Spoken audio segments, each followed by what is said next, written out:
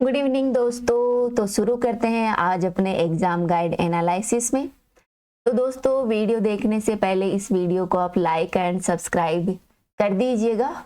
तो शुरू करते हैं। शुरू क्या, पहले मैं बता दूं कि इस लेक्चर में अपन कौन से टॉपिकों के बारे में डिस्कस करेंगे। तो यहाँ पर क्वेश्चनों के साथ अपन दो लेक्चरों के बारे में चर्चा करेंगे, दो टॉपिक के बारे में।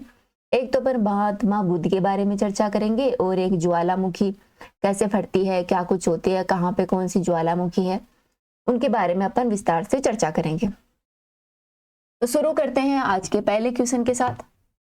आज का पहला क्वेश्चन है, किस शहर में भगवान बुद्ध की 51 फीट की ऊंची प्रतिमा की स्थापित की गई है?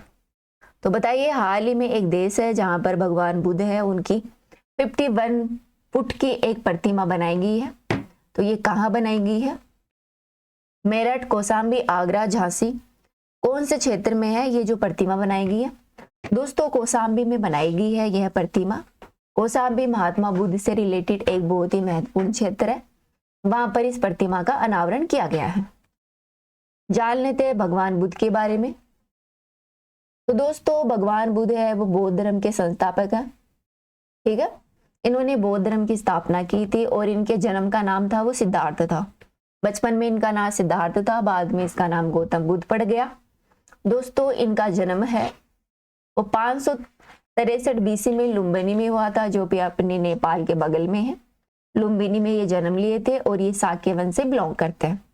ठीक है, गौतम बुद्ध ने बिहार के बोध गया में एक पीपल का वृक्ष था, वहां पर इन्होंने बौद्ध ज्ञान की प्राप्ति की थी।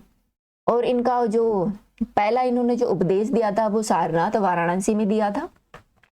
इस घटना को धर्म चक्र परिवर्तन के नाम से जाना जाता है, अर्थात कानून के पहिए को घुमाना। तो बताइए, भगवान बुद्ध का बचपन का नाम क्या था, ये कौन से वंश से बिलोंग करते हैं और इनका जन्म कहाँ हुआ था?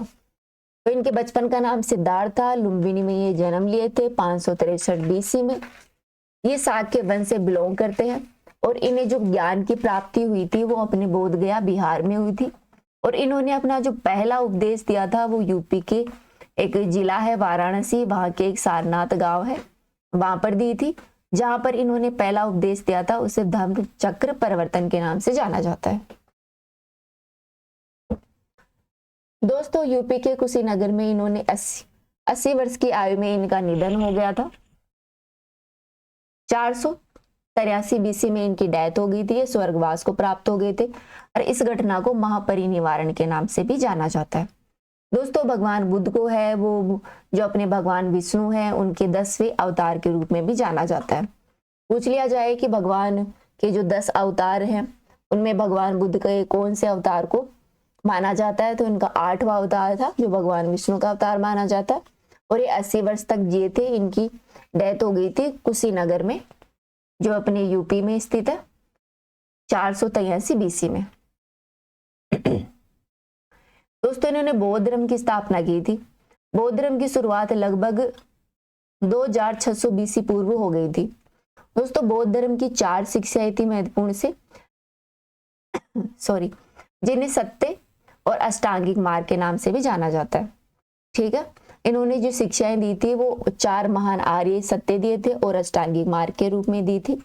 दोस्तों, दुख, पीड़ा और उसका विपलन समाप्त करना ही बौद्ध धर्म का प्रमुख केंद्र था।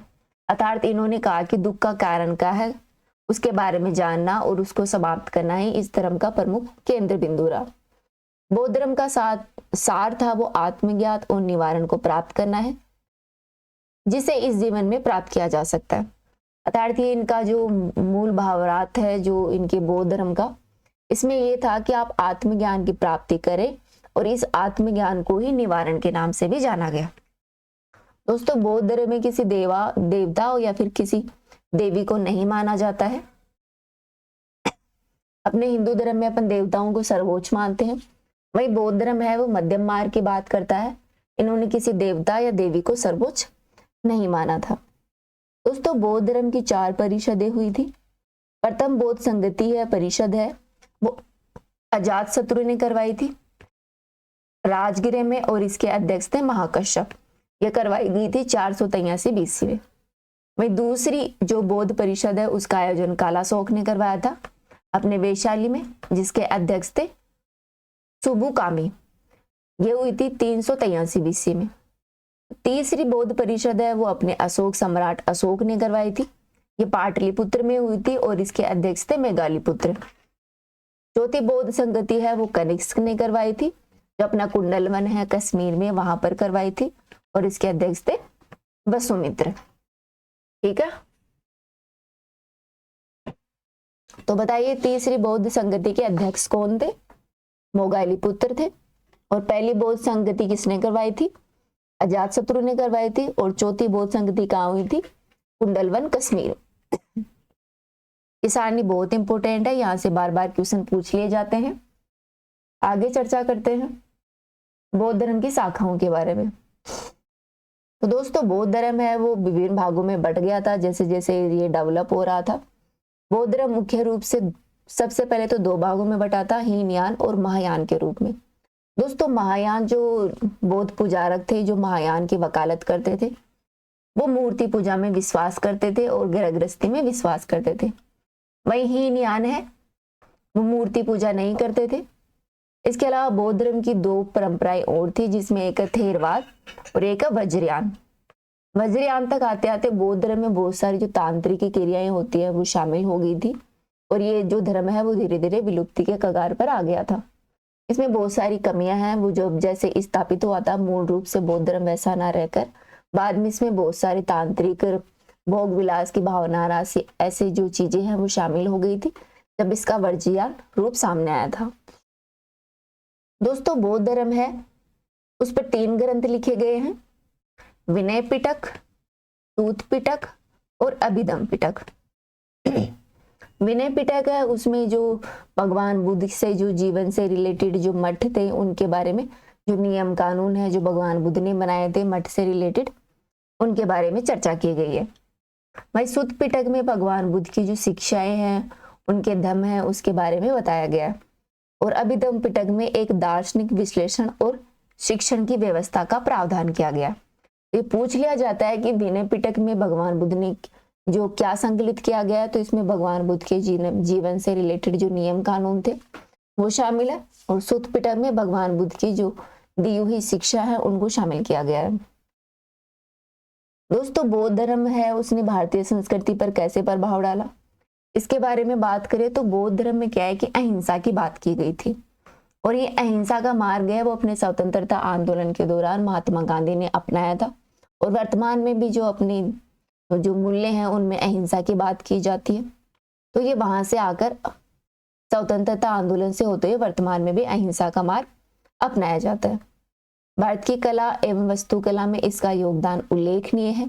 दोस्तों इसकी वास्तुकला के अद्भुत नमूने देखे जा सकते हैं सांची, भरतपुर और गया में। ये 3 क्षेत्र है जहां पर भगवान बुद्ध के स्तूप देखे जा सकते हैं।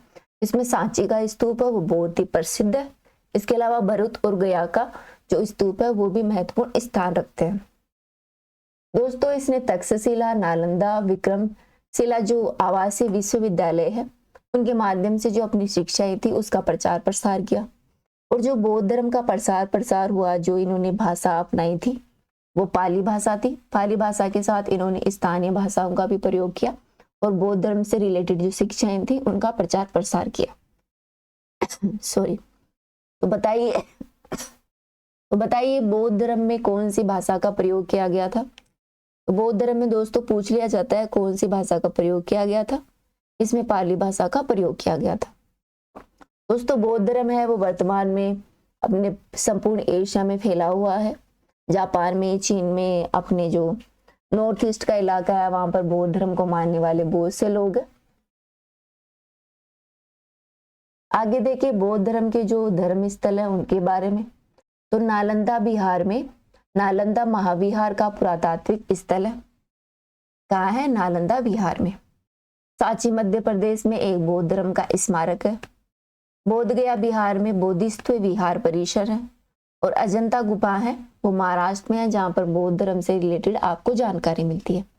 ये बौद्ध धर्म से संबंधित यूनेस्को हेरिटेज है। तो पूछ लिया जाए कि बौद्ध धर्म से संबंधित यूनेस्को हेरिटेज विरासत के बारे में बताइए तो इसमें आ जाता है नालंदा विहार, सांची मध्य प्रदेश का स्तूप, बोध गया और अजंता की गुफाएं, जो कि अपने औरंगाबाद महाराष्ट्र में स्थित है। आगे चर्चा कर लेते हैं अपन बौद्ध पूर्णिमा के बारे में भी।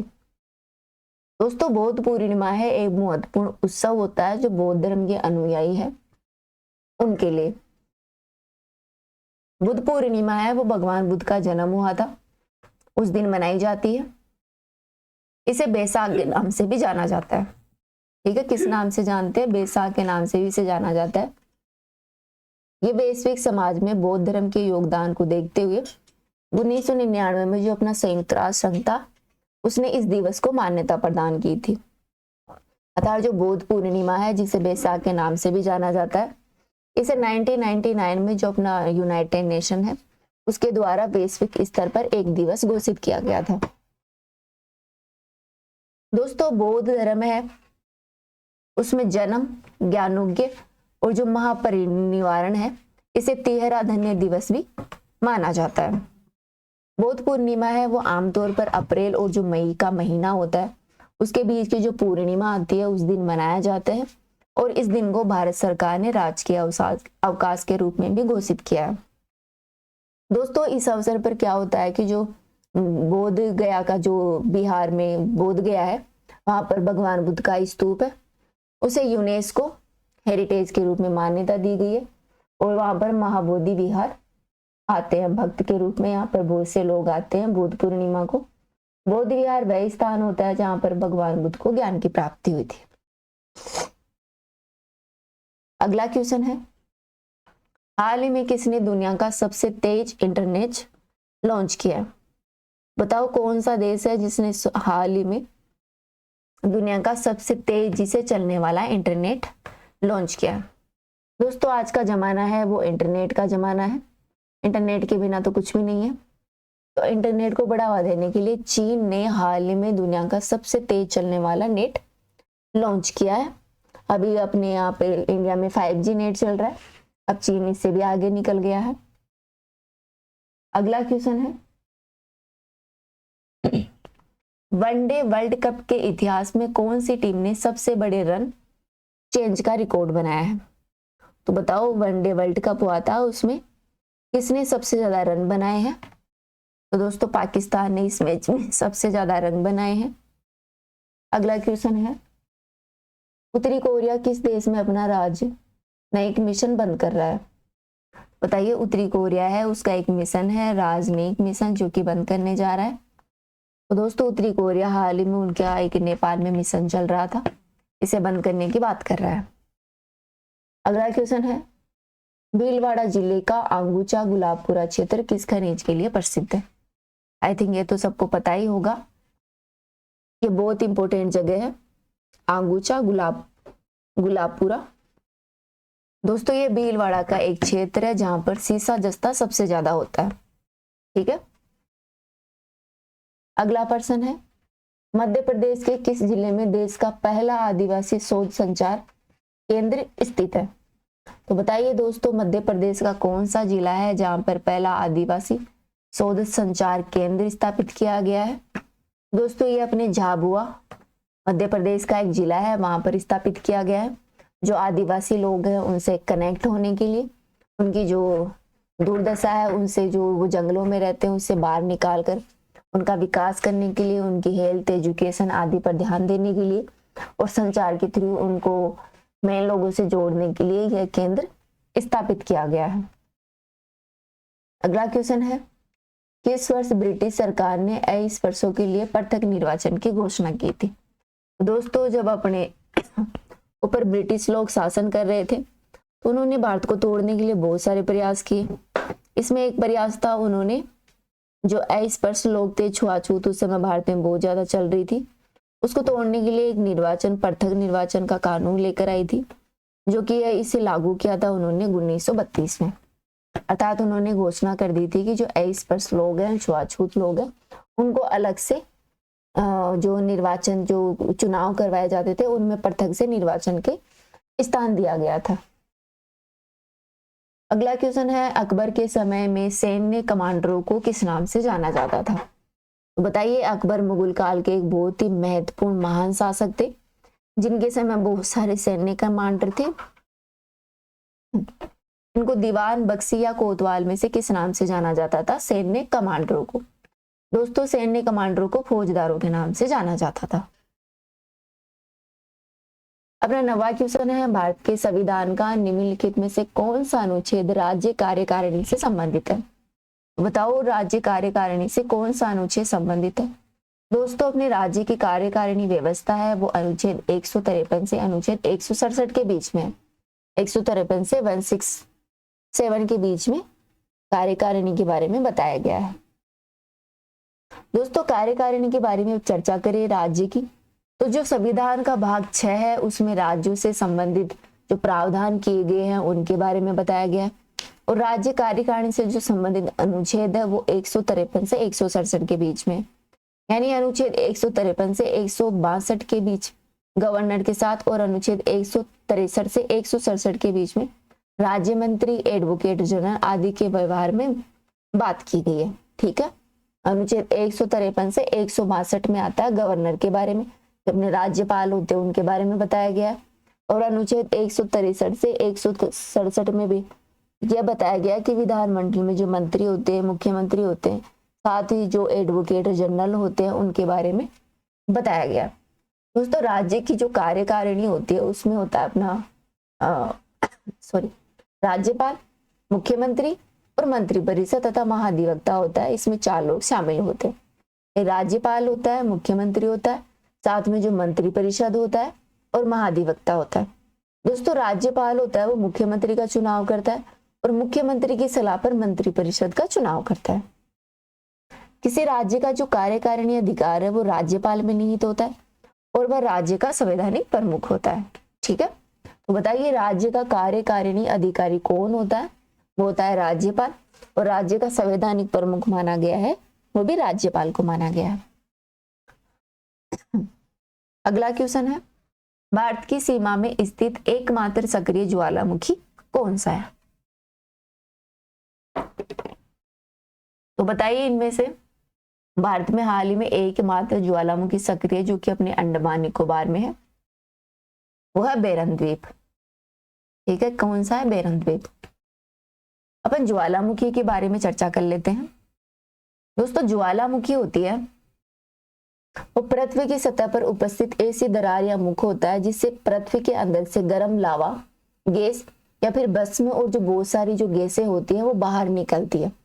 अर्थात पृथ्वी का वह पॉइंट जहां से जो पृथ्वी के अंदर बहुत सारा लावा होता है, बहुत सारी गैसें होते हैं जैसे सल्फर, नाइट्रोजन, ऑक्सीजन, कार्बन आदि, एरोसोल वगैरह, वो उससे बाहर निकलते हैं बम के साथ, वही ज्वालामुखी होती है।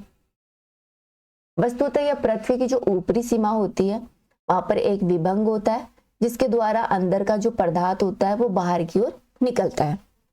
ज्वालामुखी द्वारा क्या होता है कि जो पदार्थ बाहर निकलता है वो कई बार शंक्वाकार स्थल में निकलता है जिसे ज्वालामुखी का शंकु भी कहा जाता है।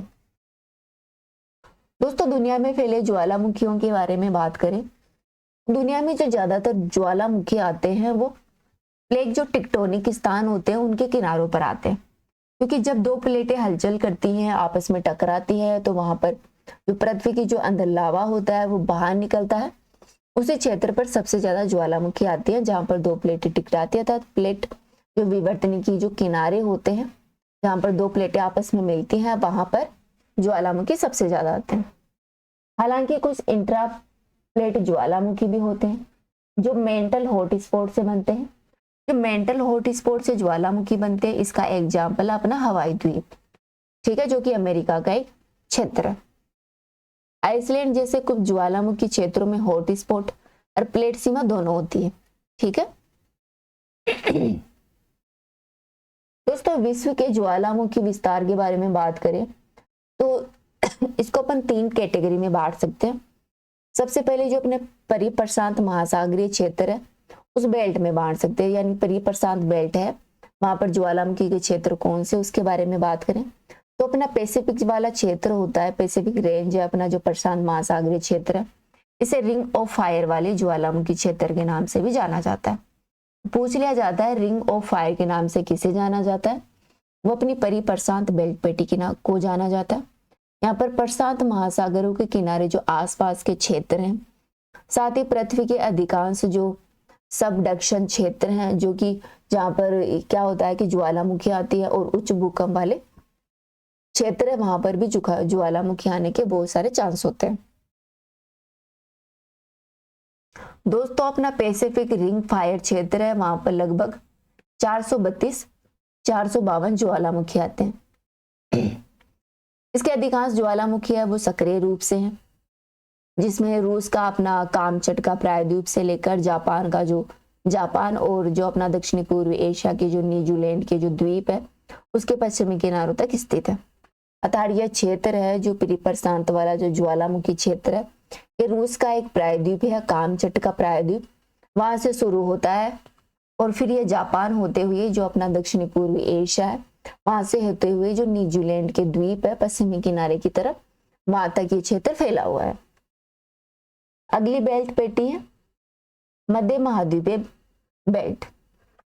दोस्तों इस बेल्ट में जो ज्वालामुखी आते हैं उसमें यूरोप, उत्तरी अमेरिका का जो अल्पाइन पर्वत वाली श्रृंखला है, इसके साथ ही Asia Minor, Caucasia, Iran, Afghanistan, Pakistan आदि क्षेत्रों में ज्वालामुखी आते हैं। जो अपना हिमालय वाला क्षेत्र है वो भी इसी कैटेगरी में आ जाते हैं, मध्य महाद्वीपीय बेल्ट में, यहाँ पर भी ज्वालामुखी आते हैं। जो अपना हिमालय पर्वत श्रृंखला है उसमें आ जाता है अपना तिब्बत, पामीर का पठार, त्यान शान, अल्ताई, तो चीन और म्यांमार के जो, इसके अलावा चीन और म्यांमार का क्षेत्र आ जाता है। साथ ही जो अपनी पूर्वी साइबेरिया की जो पहाड़ियां होती हैं वो इसी क्षेत्र में शामिल है। ठीक है, तो मध्य महाद्वीपीय बेल्ट में कौन कौन आ जाता है? यूरोप और उत्तरी अमेरिका का जो अल्पाइन पर्वत श्रृंखला है वो, तथा एशिया का माइनर, काकेशस और जो हिमालय पर्वतमाला है वो, हिमालय पर्वतमाला में अपना तिब्बत, पामीर का पठार, अल्ताई आदि क्षेत्र आ जाते हैं, तथा पूर्वी साइबेरियन की जो पहाड़ियां आती हैं वो भी इस क्षेत्र में शामिल है। दोस्तों इस क्षेत्र के प्रमुख ज्वालामुखियों के बारे में बात करें तो यहाँ पर एक है अपना आल्पस पर्वत, भूमध्य सागर का जो स्ट्रोम्बोली तथा विसुवियस, और साथ में जो एंटना ज्वालामुखी क्षेत्र है। एजियन सागर में जो ज्वालामुखी आ गई, साथ ही माउंट अरारात जो तुर्की की है वो ज्वालामुखी क्षेत्र है। एल्ब्रूज, हिंदुकुश और हिमालय के ज्वालामुखी इसमें शामिल है। कौन कौन है? भूमध्य सागर के 3 ज्वालामुखी इसमें शामिल है, स्ट्रोम्बोली, वेसुवियस और एटना, तथा आल्पर पर्वत और जो माउंट अरारात है वो इसमें आ जाते हैं जो कि तुर्की में है। साथ ही एल्ब्रूज, हिंदुकुश पर्वत और हिमालय के जो ज्वालामुखी है वो मध्य महाद्वीपीय बेल्ट में शामिल है। अब बात करते हैं मध्य अटलांटिक क्षेत्र के जो ज्वालामुखी क्षेत्र है उनके बारे में। दोस्तों मध्य अटलांटिक रीज है वो उत्तरी और दक्षिणी अमेरिकी जो प्लेटें हैं और यूरेशियन और अफ्रीकी जो प्लेट है उनसे अलग करते हैं। ठीक है, अर्थात कहने का मतलब ये है कि जो अपना अटलांटिक वाला क्षेत्र है वहाँ का जो अपनी उत्तरी अमेरिका और दक्षिणी अमेरिका की जो दोनों प्लेटें हैं वो डिवाइड करती हैं, अलग करती हैं। जो यूरेशियन प्लेट है यूरोप वाली और जो अफ्रीकन प्लेट है इन दोनों को अलग करती है। इसी क्षेत्र के जो ज्वालामुखी है वो मध्य अटलांटिक रीज में आते हैं।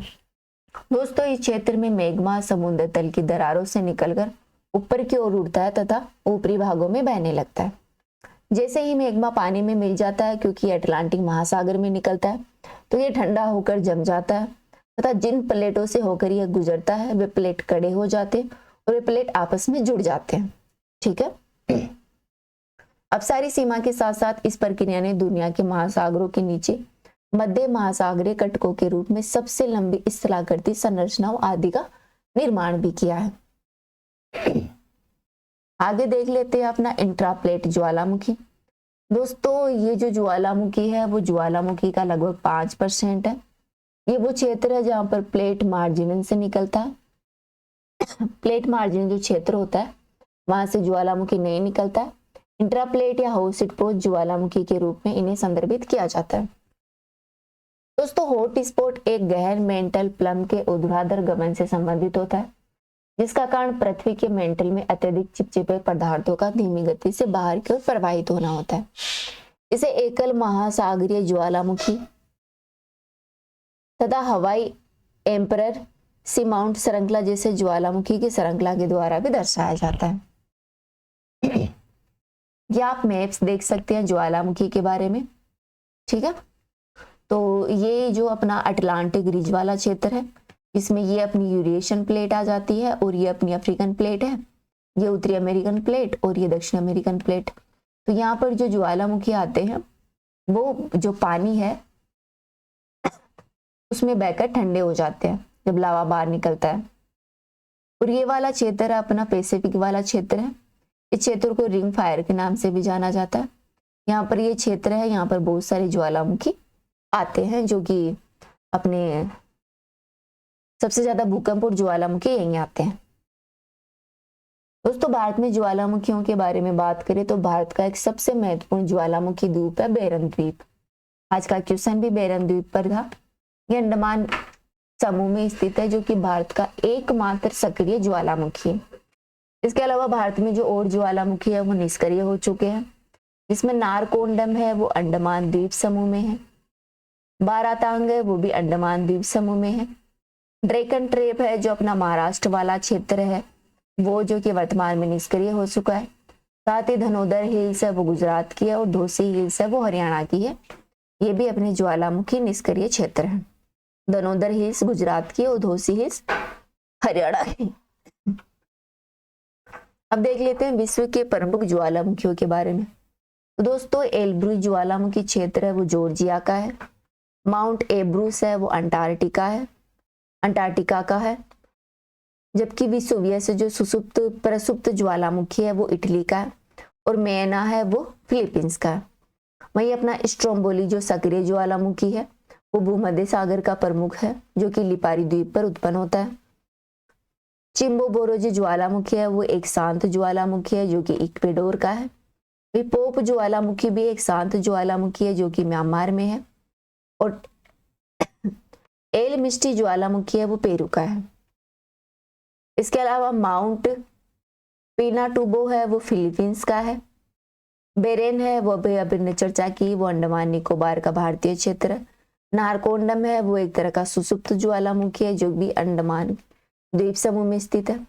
इसके अलावा एक शांत ज्वालामुखी है दक्षिणी अमेरिका का, उसका नाम एकांकागुआ है। और ईरान में दो ज्वालामुखी है, दोनों ही शांत है, जिसमें एक का नाम देवबंद आता है और दूसरे का नाम कोहा आता है। इसके अलावा जो माउंट केटोपेक्सी है वहां पर ज्वालामुखी निकलता है। ये एक तरह का सक्रिय ज्वालामुखी है, जो कि अपनी दक्षिण अमेरिका का एक देश है इक्वाडोर, वहां पर स्थित है।